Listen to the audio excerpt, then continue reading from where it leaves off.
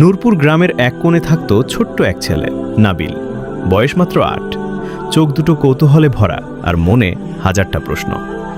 নাবিলের সবচেয়ে প্রিয় মানুষ ছিল তার আম্মু। প্রতিদিন ফজরের আজানের আগে আম্মু তাকে আলতো করে ডাকতেন, নাবিল উঠো বাবা, আল্লাহ আমাদের ডাকছেন। নাবিল আধো ঘুমে বলতো, আম্মু আল্লাহ কি সত্যিই আমাকে ডাকেন?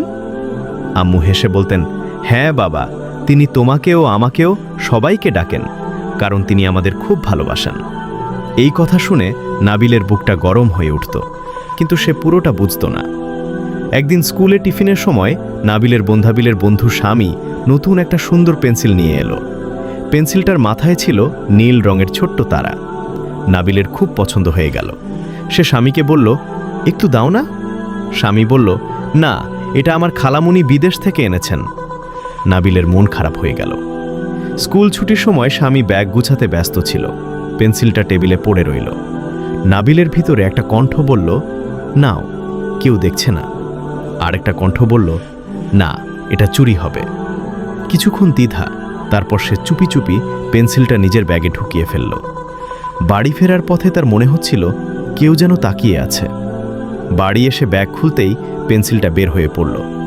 আম্মু জিজ্ঞেস করলেন, এটা নতুন? নাবিলের বুক ধরফর করতে লাগল। সে মিথ্যা বলল, হ্যাঁ, আমি পেয়েছি। আম্মু কিছু বললেন না, শুধু তাকিয়ে রইলেন।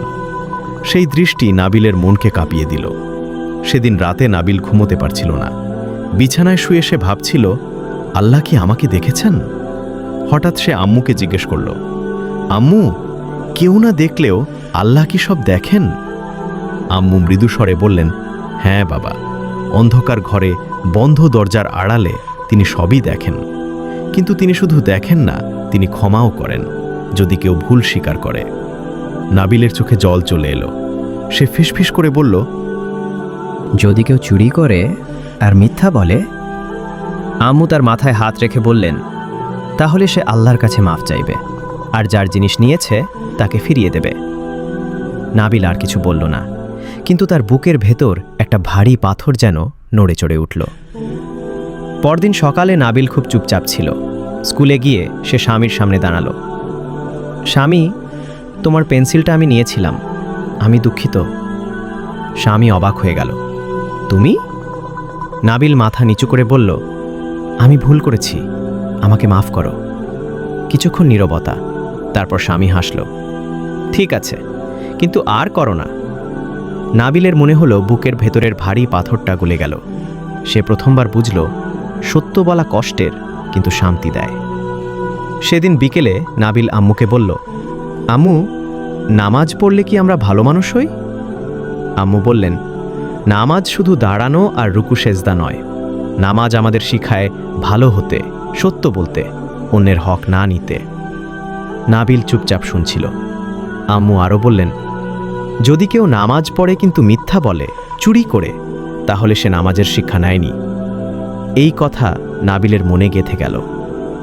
কয়েক সপ্তাহ পর স্কুলে একটা ঘটনা ঘটল। ক্লাসে জানলার কাচ ভেঙে গেল। শিক্ষক জিজ্ঞেস করলেন, কে করেছে? সবাই চুপ।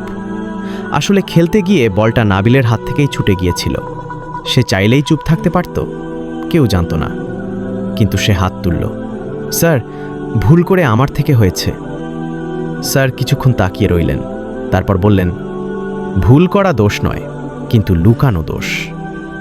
সেদিন স্যার পুরো ক্লাসের সামনে বললেন, নাবিল সাহসী ছেলে। নাবিলের চোখে জল চলে এলো। সে মনে মনে বলল, আল্লাহ, আমাকে সবসময় সত্য বলার শক্তি দিও। একদিন রাতে নাবিল আম্মুকে কাঁদতে দেখল। তার আব্বুর ব্যবসায় লোকসান হয়েছিল। নাবিল চুপচাপ গিয়ে বলল, আম্মু, আল্লাহ কি আমাদের সাহায্য করবেন? আম্মু চোখ মুছে বললেন, হ্যাঁ বাবা, কষ্ট দিয়ে তিনি আমাদের পরীক্ষা করেন। আমরা কি খারাপ কিছু করেছি? না, কিন্তু ধৈর্য ধরা খুব বড় ইবাদত। সেই রাতেই নাবিল 2 রাকাত নফল নামাজ পড়ল। ছোট্ট ছোট্ট হাত তুলে বলল, হে আল্লাহ, আমার আম্মুকে হাসি খুশি করে দাও। কয়েক মাস পর আব্বুর ব্যবসা আবার ভালো হয়ে গেল। বাড়িতে হাসি ফিরল। একদিন আম্মু বললেন, দেখো, আল্লাহ ধৈর্য ধরার ফল দেন। নাবিল বুঝল, সত্য, ধৈর্য, নামাজ, এগুলো শুধু কথা নয়, এগুলো জীবনের আলো। শেষ কথা এক সন্ধ্যায় আজানের ধ্বনি ভেসে এলো। নাবিল জানলার পাশে দাঁড়িয়েছিল, আকাশে লালচে আলো। সে আম্মুকে বলল, আম্মু, আমি বড় হয়ে কি হতে পারি? আম্মু হাসলেন, ভালো মানুষ হও, সেটাই সবচেয়ে বড় পরিচয়। নাবিল মাথা নেড়ে বলল, আমি আল্লাহর প্রিয় বান্দা হতে চাই। আম্মু তাকে বুকে জড়িয়ে ধরলেন। সেদিন নাবিল বুঝল, আল্লাহর ভালোবাসা পেতে বড় কিছু হতে হয় না, শুধু সত্যবাদী, সৎ আর ধৈর্যশীল হতে হয়। আর সেই ছোট্ট পেন্সিলের গল্প তাকে আজীবন মনে করিয়ে দিল, কেউ না দেখলেও আল্লাহ দেখেন, আর ভুল করলে ফিরে আসার দরজা সব সময় খোলা। গল্পের শিক্ষণীয় বিষয় শিশু ও মায়েদের জন্য। আল্লাহ সব দেখেন, কিন্তু তিনি ক্ষমাশীল। সত্য বলা কষ্টের, কিন্তু শান্তি দেয়।